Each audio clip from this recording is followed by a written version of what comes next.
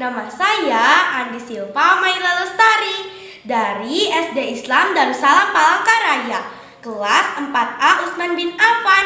Pada kesempatan kali ini, Silva akan membawakan sebuah dongeng yang berjudul Legenda Ikan Patin. Pada zaman dahulu, di kampung Mendawai, benua Kutawaringin, yang saat ini dikenal dengan nama Kabupaten Kutawaringin Barat.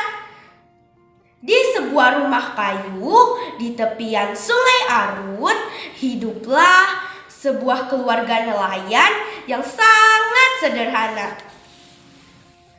Di sebuah rumah yang tidak cukup besar itu, tinggallah sepasang suami istri dan kedua orang anaknya. Pak Ulan sebagai kepala keluarga dan istrinya bernama Tia.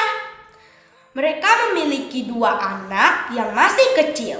Si sulung bernama Acin masih berusia 10 tahun, sedangkan si bungsu Munah baru berusia 7 tahun. Pak Ulan sehari-hari bekerja sebagai nelayan. Alat yang digunakannya adalah pengilar. Teman-teman, kalian tahu tidak apa itu pengilar? Pengilar adalah alat untuk menangkap ikan tradisional berupa perangkap yang terbuat dari bambu dan rotan. Pagi itu, Pak Ulan akan berangkat ke 10 muara anak sungai tempat pengilar-pengilarnya dipasang. Cuaca pagi itu kurang baik. Awan tampak gelap di langit dan angin berhembus agak kencang. Bu Tia membujuk suaminya agar membatalkan keberangkatannya karena cuaca yang kurang baik. Namun Pak Ulan tetap saja ingin berangkat. "Mak, tidak perlu khawatir. Hujan seperti ini sudah biasa. Jagalah anak-anak kita dan doakan saja agar Bapak membawa hasil yang banyak." Sang istri pun terdiam mendengar ucapan suaminya. Dengan perasaan cemas, Bu Tia melepas keberangkatan suaminya. Baru beberapa saat setelah suaminya menghilang dari pandangan, tiba-tiba hujan gerimis. Bu Tia berlari ke rumah. Hujan pun turun dengan sangat deras bersama gemuruh angin yang sangat kencang dan kilat berkelebat disambut guntur menggelegar bersahut-sahutan. Hati Bu Tia semakin bertambah gundah gulana memikirkan suaminya yang saat ini berada di sungai.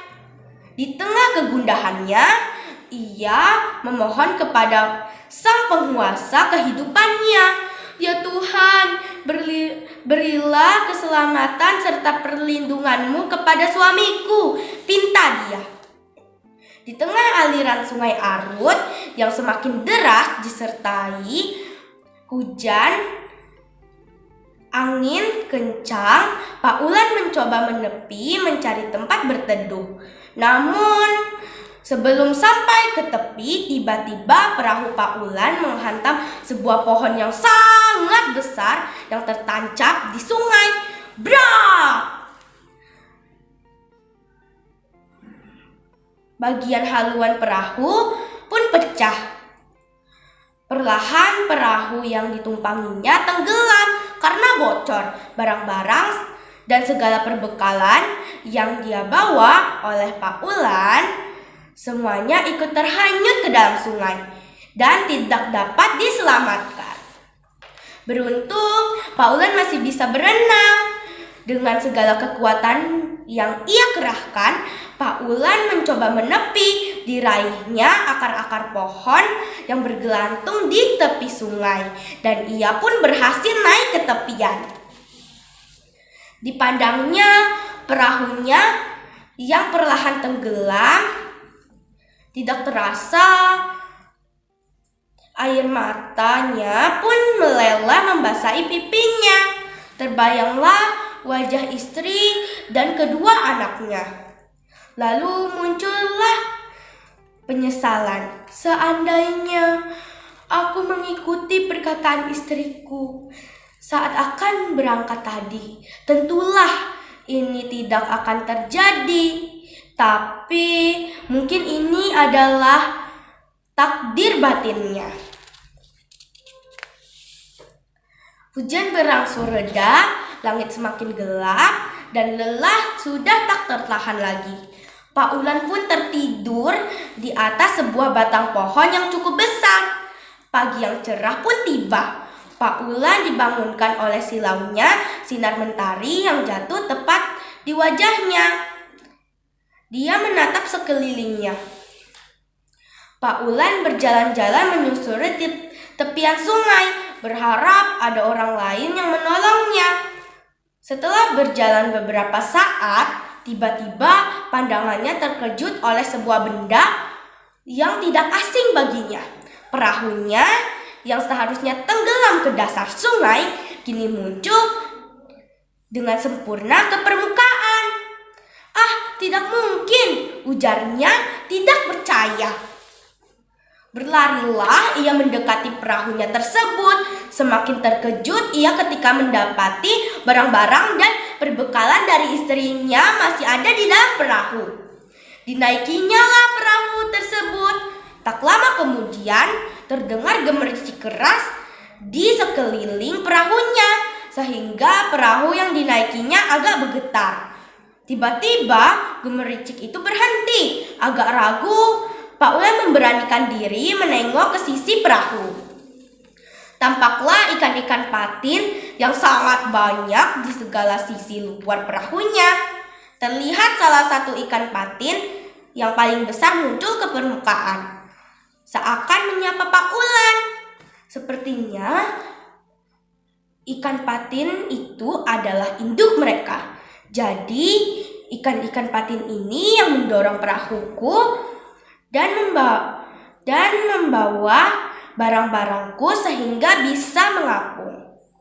"Terima kasih atas kuasa-Mu, Tuhan," ucap Pak Ulan penuh rasa syukur seraya menadahkan tangannya ke langit. Tak lama setelah itu, Pak Ulan merasakan perahunya bergerak ke tengah sungai. Ya, benar-benar bergerak. Tanpa berpikir panjang, Pak Ulan menggunakan kesempatan ini untuk mengambil dayung di atas perahu dan mengayuh pulang ke rumah. "Aku bisa pulang!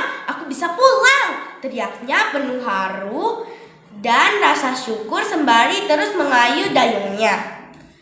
Dibantu dorongan ikan-ikan patin di sekeliling dan di bawah perahunya.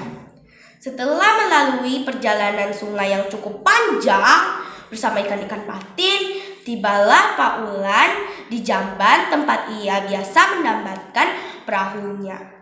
Sesampainya di rumah, Pak Ulan disambut penuh haru oleh istri dan kedua anaknya. "Bapak kemana saja, Pak? Kenapa baru pulang? Dan keadaanmu berantakan begini?" tanya Bu Tia cemas. "Nanti akan aku ceritakan, Mak. Aku sangat lelah. Tolong ambilkan barang-barang Bapak di dalam perahu," pinta Pak Ulan. Permintaan itu diiyakan oleh Bu Tia. Betapa terkejutnya Bu Tia mendapati apa yang ada di dalam perahu. Tidak hanya ada barang-barang yang biasa dibawa oleh Pak Ulan, tetapi juga ikan-ikan patin yang berlimpah. Penuh sukacita, Bu Tia dibantu kedua anaknya segera mengumpulkan ikan-ikan tersebut untuk dijual. Hasil penjualannya cukup banyak untuk membeli kebutuhan pokok sehari-hari. Bahkan masih ada sisa untuk ditabung. Nah, mari kita contoh Bu Tia. Mari kita biasakan menabung. Waktu berlalu malam. Itu keluarga Pak Ulan menyantap makanan-makanan yang sangat lezat sekali. Seperti biasa, setelah selesai menikmati makan malam, Pak Ulan bercerita. Ia akhirnya menceritakan bagaimana ia ditolong oleh ikan-ikan patin karena kuasa Tuhan sehingga dapat pulang ke rumah. Sejak itu seluruh keturunan Pak Ulan tidak pernah memakan ikan patin sebagai bentuk rasa terima kasih kepada mereka. Nah, demikianlah legenda ikan patin. Silva pamit. Wassalamualaikum warahmatullahi